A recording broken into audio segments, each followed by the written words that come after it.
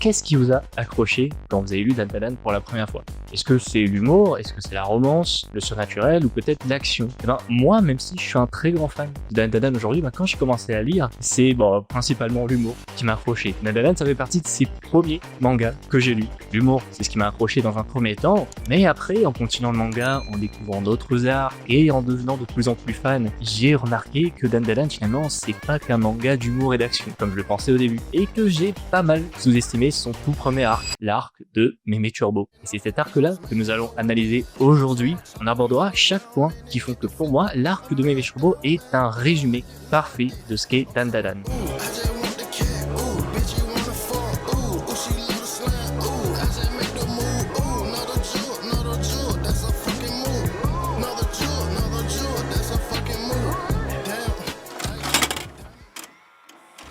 Premier point, on va commencer par l'humour et la sexualité dans Dandadan. Ces deux points qui ont surpris énormément de lecteurs, qui les ont marqués, parfois choqués. Ça a pu créer des polémiques, mais sont deux points assez cohérents dans l'histoire, parce que ça peut sortir complètement certaines personnes de leur lecture, parce que, il faut le dire, le public lambda, manga et animé n'est pas armé pour ce genre de choses. Voilà, c'est pas quelque chose qu'on trouve énormément, donc c'est normal si certains sont assez choqués par ça, mais c'est pas pour autant que ça reste incohérent, que ça fait de Dandadan un mauvais manga. Au contraire, aborder la sexualité par l'humour et surtout par l'adolescence, c'est extrêmement intelligent. Ça rend le tout cohérent et surtout, ça permet de super gags, parce que l'humour dans Dandadan fonctionne énormément.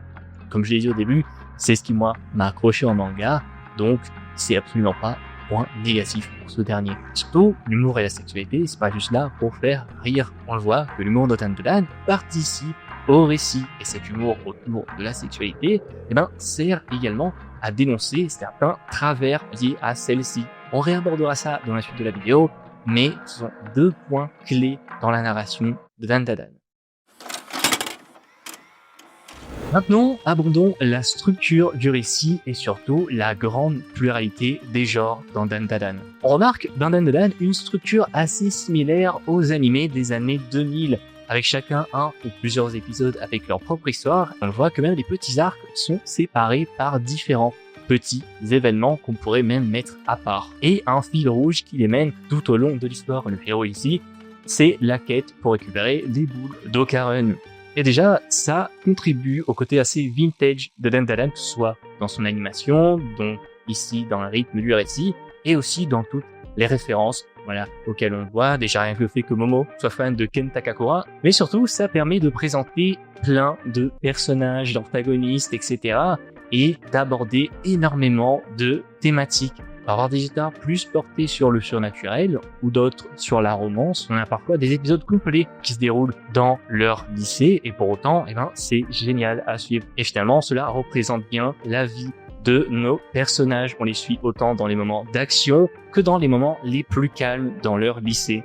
Et l'auteur s'est habilement joué de ça pour toujours tenir les lecteurs en haleine et savoir bien jongler entre les deux.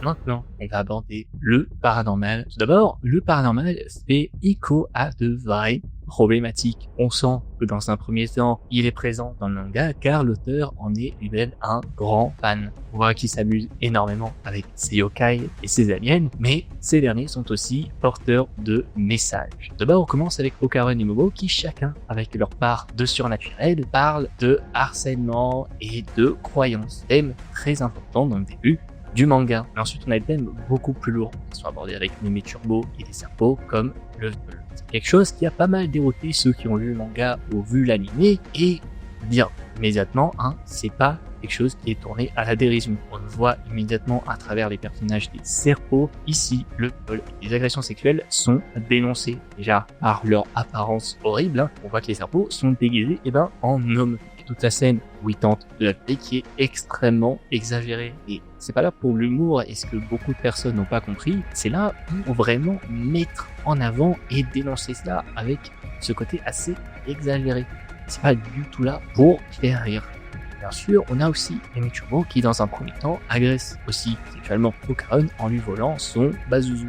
Là, faut être honnête, ce côté-là était beaucoup plus drôle, mais comme on l'a vu avant, l'humour participe au récit, on va le voir après, que cet élément est très important pour le thème majeur de cet arc. Et c'est quelque chose qu'on va retrouver ensuite avec Meme Turbo sur ses origines et le pourquoi quand le crabe géant se fait exorciser, et bien ce dernier libère l'âme de beaucoup de fées qui n'ont jamais voulu être des esprits maléfiques et qui ont en fait été près de ce territoire et tués. Et je remercie d'ailleurs l'auteur d'aborder des sujets pareils parce que c'est des trucs quasiment pas abordés dans les mangas, et je peux comprendre qu'avec l'habitude qu'on a dès que la sexualité est abordée dans le manga et les animés, souvent c'est du fanservice, c'est exagéré, et ben là non, ça sert vraiment au récit, ça raconte vraiment quelque chose, ça dénonce quelque chose, et pour ça vraiment bravo Yukinobu Tatsu.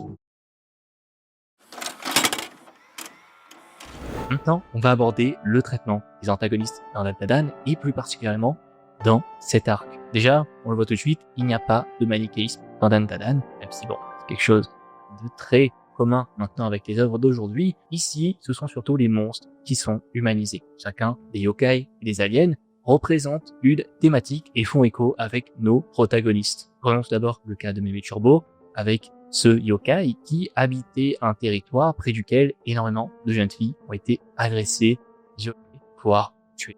Meme Turbo est né de toutes les atrocités qu'ont vécues ces femmes. On comprend alors au moment où elle se fait exorciser pourquoi elle a volé son engin à Okarun, même si au début c'était tourné uniquement vers l'humour et ça servait de pile rouge comique à l'histoire. On comprend que Meme Turbo s'en est pris à Okarun sûrement pour vouloir défendre d'autres jeunes femmes puisque elle ne le connaissait pas et la plupart des hommes qui ont approché ce territoire ont fait du mal à d'autres femmes. Mais tous les antagonistes ne sont pas humanisés. Heureusement, on l'a vu juste avant, les serpos n'ont pas été tournés avec humour. S'ils ont été exagérés et eux-mêmes tournés en ridicule, c'est pour dénoncer. Ces hommes, ces agresseurs, ces violeurs, et ce n'était pas de l'humour. Les serpos sont bien des aliens dégoûtants, dénués d'émotions. Et on remarque que ces thèmes abordés avec ces yokai et ces aliens font écho à la toute première scène de Dandadan, celle où Momo est confronté à son ancien petit copain qui tente de faire du chantage sexuel avec elle. On a vraiment un très bon schéma narratif construit dans cet arc, mélangé avec tout cet humour et cette panache qui fait Dandadan. On arrive donc à la conclusion de cette vidéo. C'était une vidéo vraiment très intéressante et vraiment très chouette à faire. Voilà, parce que on va dire que ça a apporté un peu de nostalgie chez moi de revenir sur ce tout premier arc qui m'avait beaucoup marqué à l'époque. Je l'avais dit, voilà, c'était vraiment principalement de l'humour et de l'action pour moi. Mais revenir avec cette nouvelle vision après avoir lu la suite du manga, je trouve ça extrêmement intéressant. Vous me direz voilà ce que vous en avez pensé. Et surtout, j'aime d'autant plus ce manga et particulièrement cet arc de Meme Turbo que j'ai sous-estimé à l'époque, mais qui est vraiment magnifique. Le personnage de Meme Turbo en lui-même raconte énormément de choses et porteur de thématiques très fortes et très lourdes aussi. Voilà, c'est pas facile d'aborder ce genre de sujet et un grand bravo à l'auteur, voilà, d'aborder ça de cette façon parce que on n'est pas non plus sur un auteur qui veut nous faire tirer les larmes, mais sur quelqu'un qui habilement mélangé narrativement différents genres pour faire passer ça d'une façon propre à la sienne et je trouve ça juste excellent, c'était très agréable à lire et très agréable à analyser. Merci à vous en tout cas d'avoir suivi ça. J'espère que la vidéo vous aura plu. Bien sûr, n'hésitez pas à soutenir avec un abonnement, un like, bien sûr, à me donner votre avis en commentaire. On n'est que sur le début d'une série de vidéos sur les différents arcs de Dandadan, donc si vous voulez voir les prochaines vidéos, il suffit de vous abonner tout simplement.